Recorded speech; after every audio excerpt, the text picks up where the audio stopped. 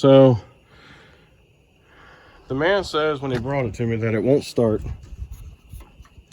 and and then when he turns the key, all it does is kind of like, doesn't even try to like start. It just kind of like, I don't know. Let me hit this brake real quick. Like it's trying, like maybe like a weak battery or something, or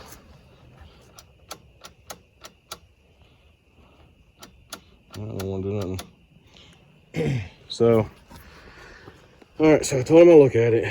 So I know we have a starter solenoid problem, because the only way I could get it to crank over is by jumping the solenoid, and also the evidence of a melted battery terminal cover, just melted right to the wiring here.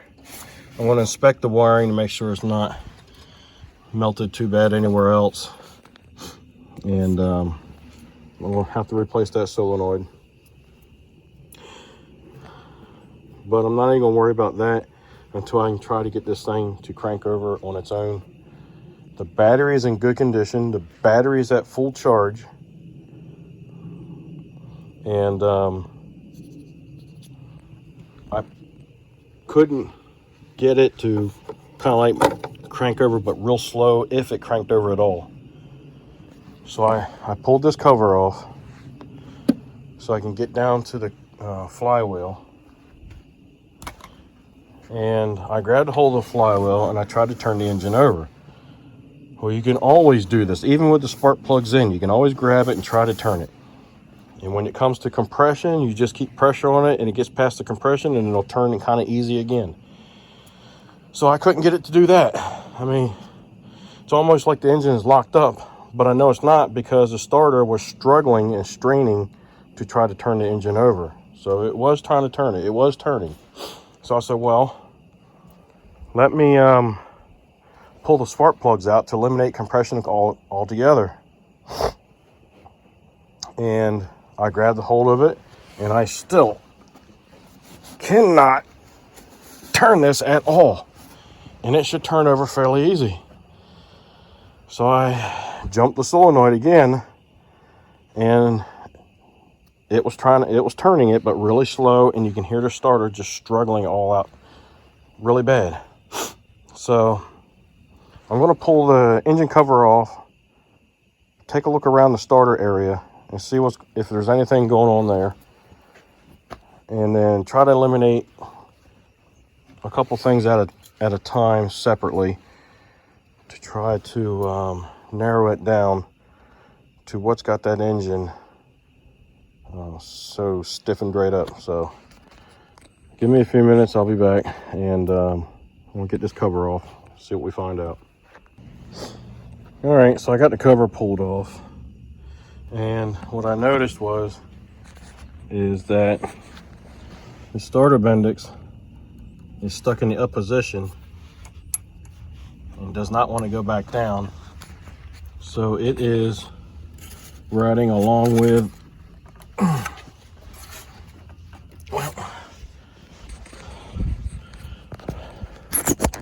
it's riding along with the flywheel. So I can get you down there.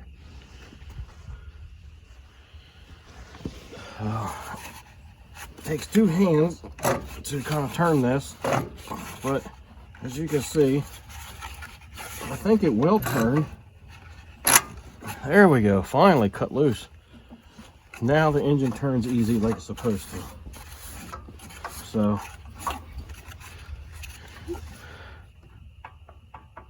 there's play in the shaft, and for some reason it didn't want to disengage. So I'll probably recommend that we just go ahead and get a new starter for it. And go from there. I might play around with it just to see if we can get this thing to start. But I got a feeling, see, a lot of times what happens is with these starters, when they start to get play in the shaft, when you hit the key in that electric field, gets activated inside of here, it could pull that shaft to one side and cause it to rub on the inside, which will create a lot of drag. So I'm thinking that's the biggest thing. The starter has a lot of drag to it, because as soon as it popped free from this engine, I can finally turn this engine over real easy with one hand, and I've not been able to do that. So pretty sure it's a starter issue.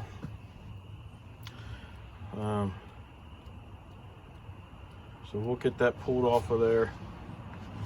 We'll get him a new one. And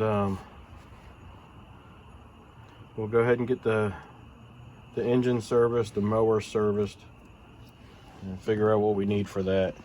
We'll check the belts, we'll check the bearings in the deck, we'll check the blades, make sure they're all okay, and we'll make sure he's got fluid there in his reservoir, which it looks like it's where it needs to be, maybe a hair over. Reservoir here for his hydrostatic.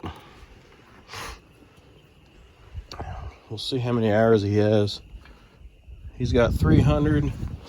Looks like he's got 341 hours, so he's not due for a hydrostatic servicing yet. That's usually at 500.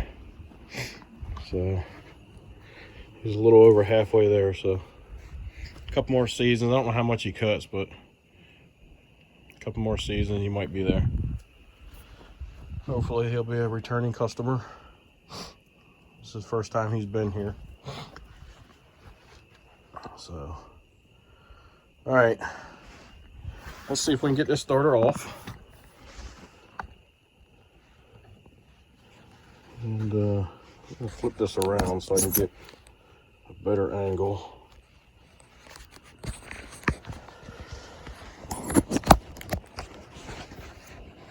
There we go. That's better. Raise you up a little higher.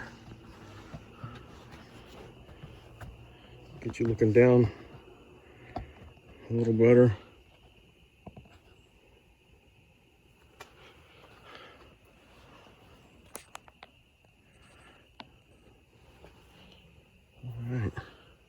All right, so we're gonna work on getting this starter out of here. I'm gonna make sure you disconnect your battery. And you want to disconnect your wire going to your starter. It's just one screw, or not one screw, one nut. I've already broke it loose, I believe. Yep. We'll get that nut off of there, get that wire off the starter. It's as simple as that. You don't have to take pictures or remember anything, because it's just one little nut on there.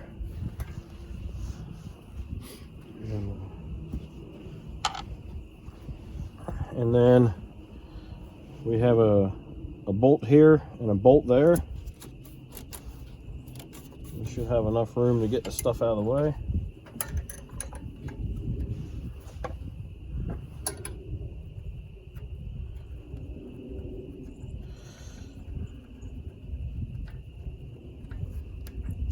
With a lot of these zero turns and newer mowers, stuff like that, they're kind of getting like cars. Just cram it in there and get everything as close as they possibly can. So it's crazy, but it is what it is. Because you could have zipped these out by now.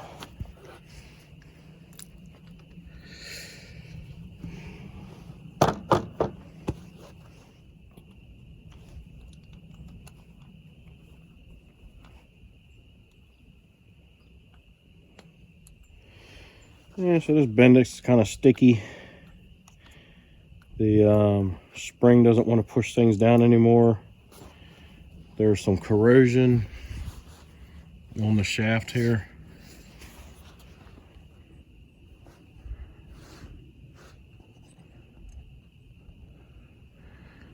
So over time, you know, get a little bit of corrosion, or, you know, they might leave their stuff outside covered up with a tarp.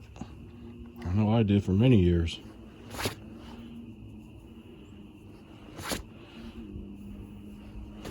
So I might be able to use that number to order a new one. If not, I'll just use the engine information to get the new one. See, that bendix should not be sticking up there like that. It should be gliding right now, but that little bit of corrosion in there is just kind of holding on to things and not allowing that spring to let it go, and then the corrosion that has built up on the what I'm going to call the worm gear back in there. So we're gonna get him a new one. This is probably going to be, it's probably going to be over $100 for this thing. Especially if you go with a manufacturer starter. But I'm going to try to clean that starter up a bit and get it lubricated so it'll move a little freer. And then I'm going to put it back on here. I'm going to try to get this thing started, because I don't want to sit there and buy, you know, all this stuff for servicing the engine and the mower if there's something wrong with that engine. So I would like to get it started. So I'm going to take and bring this starter in the shed on the bench. We're going to see if we can clean it up a bit. It won't be good enough to put it back on there and give it back to the customer, but it will be good enough for me for further diagnosis of the motor.